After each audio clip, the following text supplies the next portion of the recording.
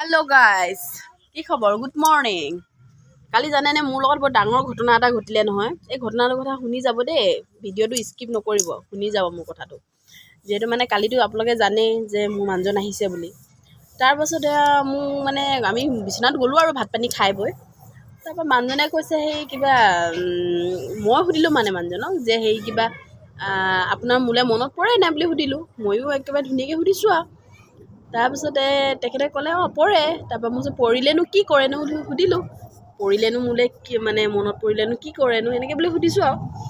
তাৰপৰা সুধি কিনে তেখেতে কৈছে সেই তোমালৈ মনত পৰিলে কিবা মই বোলে কি চকলেট তোমাৰ ভাল লগা চকলেট কিবাকিবি কিছুমান বস্তু মোৰ মানে ভাল লগা আছে, তাকে খাই তোমালৈ মনত পেলাই শুই যাওঁ বুলি ক'লে। তাৰপৰা আকৌ মোকো তেখেতে সুধি দিলে নহয়, ময়ো কমতি নহয়। মোক সুধি দিলে যে হেৰি বোলো তুমি মোলৈ মনত পৰিলে কি কোৱা। ময়ো আকৌ বাপেকে কৈ দিলোঁ নহয় বোলো হেৰি মই বোলো আপোনাৰ বোলো ভাল লগা বোলো কেনবিয়াৰ 4টা আনি ৰাতি খাই শুই যাওঁ বুলি। এতিয়া একদম ৰাতিৰ পৰা এতিয়ালৈকে দুপাল কাজিয়া। ঘৰৰ পৰা ওলাই গুচি গ'লে। একদম মাথাটো বেয়া হৈ আছে জানেনে। কিনো মই বেয়া কথাটো ক'লোঁ, সত্য কথাটোহে কৈছোঁ ন।